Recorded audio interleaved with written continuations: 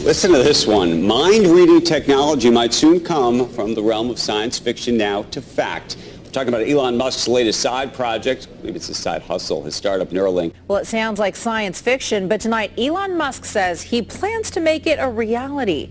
He's creating a brain implant that merges our brains with artificial intelligence. Now talking up a brain implant technology that they just put this chip, I guess, into your skull. And then you just, I don't know what good it does, but it's there, and then it follows you and tracks you. So this way my wife could keep track of my Dunkin' Donuts visits and all the rest. I don't know where this goes. And Elon Musk hopes to have the brain implant inside a patient's head by late next year.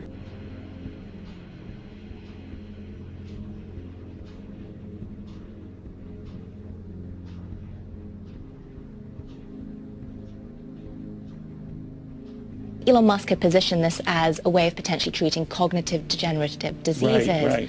But if you actually go back and look at other technologies, like, for example, gene editing, that started off as a way to help with therapies and medical usage, but has now sort of turned into something more onerous, and you sort of worry this goes in a similar direction. And I've said a lot about AI over the years, but I think even in a benign AI scenario, we will be left behind.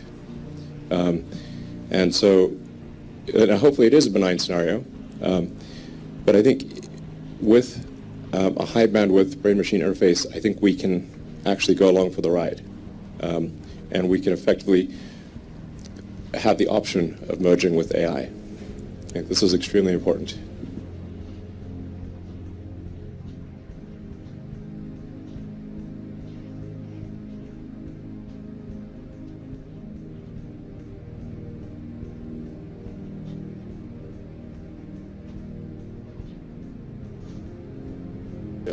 Musk, well, hold on, No, hang on, because he wants to do trials, literally, I think, within the next year. Musk says the company is planning to equip its first human patient with that technology by the end of next year. What? The threads are very tiny, and there's a lot of them. Elon Musk is once again making headlines and giving hope to those like Terry Little.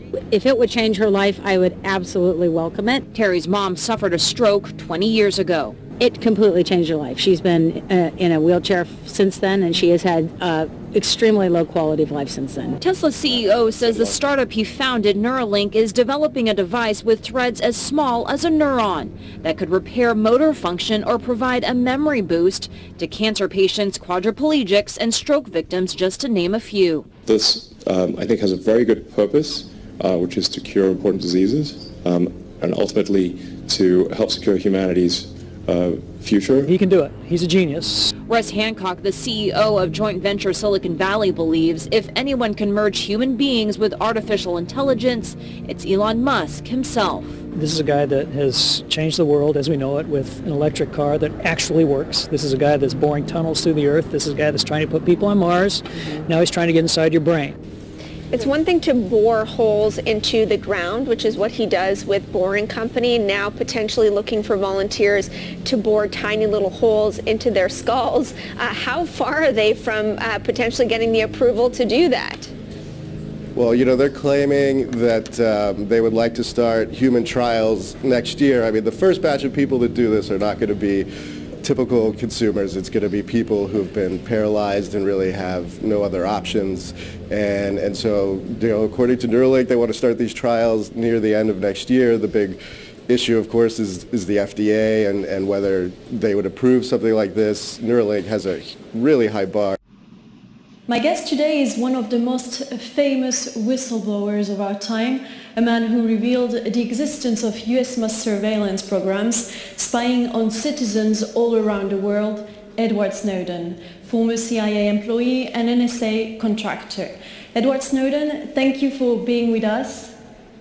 Thank you for having me. It's a pleasure. I was talking in the context of this whole story about surveillance and information collection, mass scale monitoring and collecting profiles of everyone's private lives, both by the government and corporations, that this would be a 2-week story because the media would very quickly lose their focus on it. The governments would act to suppress reporting on this information.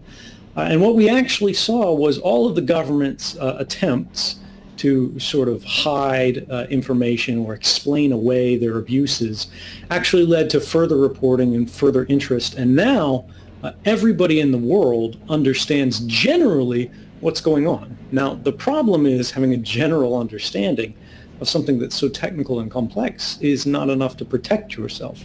But what's really changed most dramatically from the world of 2013 to the world of today is everybody is aware that Facebook is up to no good, that Google is up to no good, that all of these companies are really trying to shape and influence not just our societies, but our lives, our buying habits, every kind of general behavior that we have in a deeply targeted and personal way. And it's technology that is enabling this and making it all possible for the first time.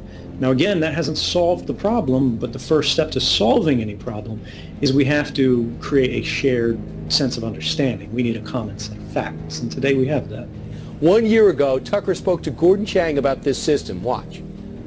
What we have in China is that there's so many people there, of course. The government wants to control them, and so what they're doing is they're collecting data. They're collecting data from 600 million cameras that they'll have in place in 2020. They're going to have, traffic checks, all the rest of it. This is being rolled out, and it's being rolled out very quickly. So, for instance, you've got people who are not allowed to board planes and trains because their social credit score is far too low. I'm not kidding. For example, if you have frivolous spending, that'll work against you in China. Smoking in a smoke-free zone, that'll cost you points. Is that the society you want to live in? Guess what? It's coming to America, courtesy of Silicon Valley. Brett Larson says it's true, and he is on Fox News Headlines 24/7. Brett, that's scary stuff in China. It started in 2014. They're rolling it out now. Yes. What do you mean it's heading here? It's heading here, and it's kind of already here. And when you think about it, we share a lot of personal information on Facebook. We share when we're out with our friends. We might share when we're out having drinks with our friends. Maybe we're on the beach. Maybe we're having a fun vacation. A traffic light with facial recognition. Cross on red, face a public shaming, and lose social credit points. In some Chinese cities, it's already a reality. Even those who sort their trash incorrectly have to reckon with point deductions in some places, as well as the penalties for low scores, like losing the right to ride the fast train. The point system is scheduled for full implementation across China by the end of 2020. Well, last week, technology company Apple was forced to apologise after it emerged that external contractors had listened to thousands of snippets of conversations between Apple users and Siri, Apple's voice-activated assistant. Now, it might have been a headline that some of you missed, but it was a headline that didn't surprise me at all. I worked for communications ministers, two of them, one in the Howard years and one afterwards, and Apple says that listening was in fact research, and they undertook it to improve Siri's responses to human requests. But from a company that prides itself on user privacy, it was a particularly embarrassing revelation. Of course, so much data is being harvested by technology companies in today's modern connected age that I doubt many people have a true handle on what's being collected about them. I think, Peter, the big development is the machines not only can identify people, cameras can not only identify people like up to 15 people in one scene, but they can also work out what you're doing. So in places like China, for example, which, I suppose is this dystopian example of what we don't want to have happening, they're using it for jaywalking. There was one city that was in a report I read last year where they had a big monitor up at the intersection, and if anyone jaywalked or went walked through the don't walk period, they would be shamed on this big TV, and it was the actual computer attached to the cameras that was making those choices. Now, this can cause mistakes, and in that case it did. But the other point is that local governments kind of adopt their own systems with this, and they're starting to in the Northern Territory and Queensland. Stadiums in Queensland are installing cameras with AI capability. It's being looked at in Perth as well. And you've got everyone collecting data and analysing it and maybe under the radar swapping it with each other, and that becomes a really big issue in terms of any vestige of privacy. the biggest mistake that I see artificial intelligence researchers making is assuming that they're intelligent. Yeah, they're not compared to AI. And so a lot of them cannot imagine something smarter than themselves, but AI will be vastly smarter, vastly. So what do you do with a situation like that? What do you do with a situation like that? I'm not sure, you know. I hope they're nice. I mean, I have obviously some, you know, I think in a situation where you know, the old saying, if you can't beat them, join them. You know, that's what Neuralink is about. Is like, can we go along for the ride with AI? I mean, I really think that there should be other companies like Neuralink, essentially to create a high bandwidth interface to the brain. Because right now we are already a cyborg. People don't realize we are already a cyborg because we are so well integrated with our phones and our computers. The phone is almost like an extension of yourself. If you forget your phone, it's like a missing limb. But the bandwidth, the communication bandwidth to the phone is very low, especially input.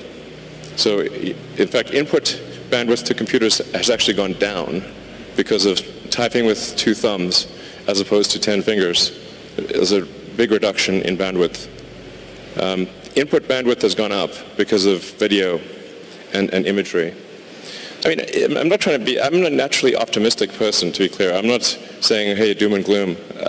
I'm just saying this is the apparent pattern. The rate of change of technology is incredibly fast.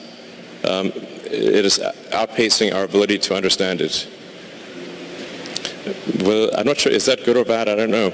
I mean, this is the first time in the 4.5 billion year history of Earth that it's been possible to extend life beyond Earth. Before this, it was not possible. How long will this window be open? It may be open for a long time, or it may be open for a short time. I think it would be wise to assume that it is open for a short time. I think we should not take it for granted that consciousness will continue, because we have not encountered any aliens. Where are the aliens? This is the Fermi paradox. This is one of the most important questions. How come we've not found any aliens? There's people out there who think we found aliens. Trust me, I would know. We have not. Okay. People ask me, you've been to Area 51. Okay, please. SpaceX actually has Area 59. It's even better, 8 better than 51. So, among the set of actions we can take that are likely to increase the scope and scale of consciousness such that we are better able to understand the nature of the universe, one of those actions is to become a multi-planet species or ensure that life is multi-planetary, but close the loop on being less wrong about future. I would say that's the right way to think about education. I mean, down the road with a Neuralink, you can just upload any subject instantly. So it'll be like the Matrix. You want to fly a helicopter, no problem. Well, helicopters will fly themselves, but you know, if you wanted to do whatever, any given skill, you just upload it instantly. I mean, the way education works right now, it's extremely low bandwidth. It's extremely slow. Lectures are the worst, really. It's like very slow.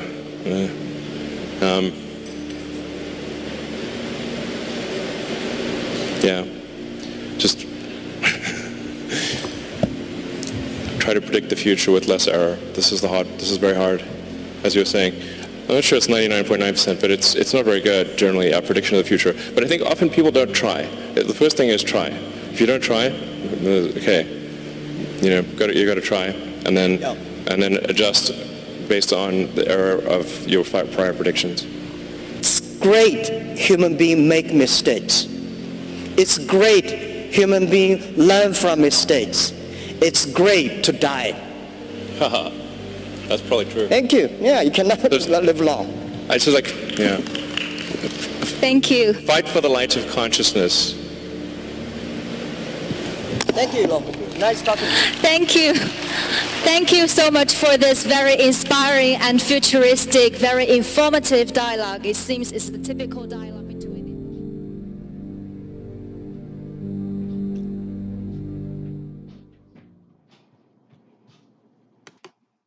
You can be wrong about a lot of things, but there's one thing you can't be wrong about. And you got to remember, Elon Musk is not a born-again Christian. He wants to be his own God, and he's pushing that on you too.